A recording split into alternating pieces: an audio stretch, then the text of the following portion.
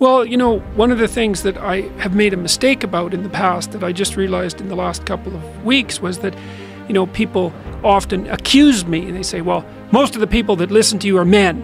And I think, you know, when you're accused like that, your automatic response is, well, you wouldn't be accused if you weren't doing something wrong. So there must be something wrong about that. It's like, why isn't it 50% women? And so I've said things like, well, you know, 80% of the people who watch YouTube videos are men.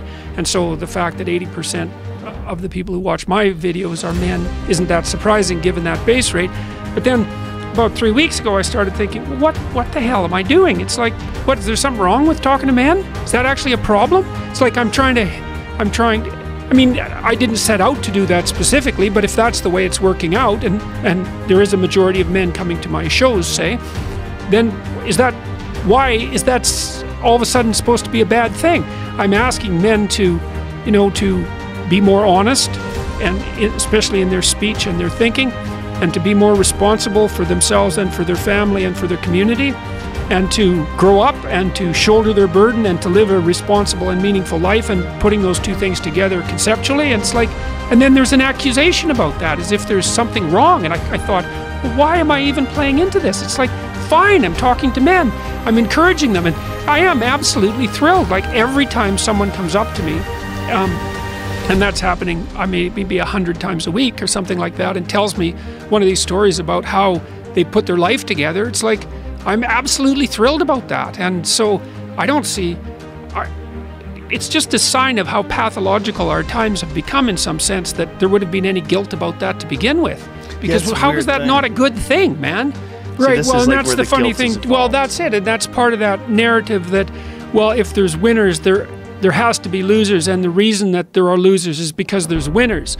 And that's complete bloody nonsense, because as far as I'm concerned, that, and I really believe this, is that every single person who sets out to put themselves together ethically is a net positive to everyone around them. There's no downside to that. You know, and my book has been criticized by people who've read it very poorly, especially chapter 1, when I talk about hierarchies, that I'm somehow supporting the idea that power in a hierarchy is the right way to be. And there's absolutely nothing in what I've written that suggests that at all. Like, I'm suggesting that human hierarchies are very complex, and that the way that you win in a human hierarchy is by being competent and reciprocal. And so, I mean, for example, even if you're selfish, let's say, you got to think very carefully about what that would mean if you were selfish and awake, because you have to work to take care of yourself and what you want, say, in this moment. But then there's you tomorrow, and there's you next week, and there's you next month, and next year, and 10 years from now, and when you're old. So because you're self-conscious and because you're aware of the future, you're actually a community unto yourself. And if you're selfish and impulsive, all that means is that you're serving the person you are right now, you know, in that impulsive way, but not the person you're going to be. And so that's not a good grounds for any sort of ethical behavior. And I see that if you serve yourself properly, there's no difference between that and serving your family properly and serving your community properly. Those things all mesh in a kind of a harmonious manner.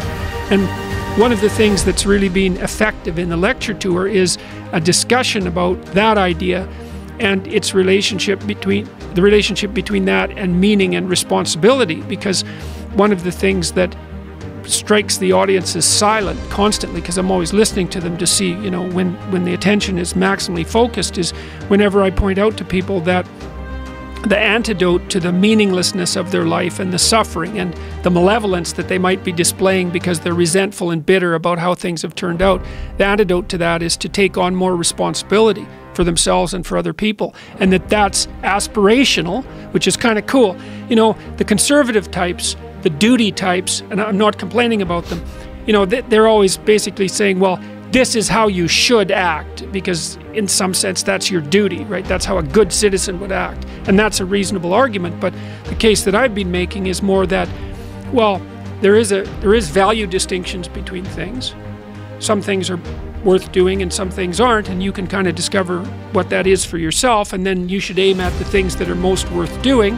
And what you'll find if you watch carefully is that the things that you find worth doing are almost always associated with an increase in responsibility. Because if you think about the people you admire, for example, you spontaneously admire people, and that's a manifestation of the instinct to imitate. and people are very imitative. You don't admire people who don't take care of themselves. Like, unless there's something wrong with you, you at least want an admirable person to be accountable for themselves. And then if they've got something left over so they can be accountable for their family, well, then that's a net plus, obviously. That's someone you think is solid. And then maybe they take care of some more people. They have a business, or they're involved in the community in some positive way. You see, well, that's a person whose pattern of being is worth imitating. And that's all associated with responsibility. And it's so interesting because it's as if everybody kind of knows this, but that it hasn't crystallized. It's like, well, you should be responsible because that's what a good citizen is. It's not, no, you should be responsible because you need to have a deep meaning in your life to offset the suffering so you don't get bitter. And the way you do that is to bear a heavy load, to get yourself in check for you now and for you in the future, and then to do the same for your family and your community, and that there's real nobility in that, and there's real meaning. And more, the other thing that I've been suggesting to people, and I also believe this, is that, and I think that the guys that have come to talk to me, especially the ones that have had real rough lives, they really understand this. If you don't get your act together and you let yourself slide, then what kind of moves in to take the place of what you could have been is something that's really not good at all. So it's not only that if you're living like a dissolute life, that you're not aiming at anything positive, and so you don't have any real meaning, and you're subsumed by anxiety and all of that, and hopelessness, but something kind of hellish moves in there too to occupy that place, and so then you end up making things worse. And when, one of the things I learned about studying totalitarian systems, whether they were on the right or the left, was that part of the reason that the totalitarian horrors of the 20th century manifested themselves was because average people didn't take on the proper responsibility. They shut their eyes when their eyes should have been open, even though they knew it. And they did and said things they knew they shouldn't have done and said. And that was what supported those horrible systems. So, if you don't get your act together, then you leave a little space for hell. And I really believe that.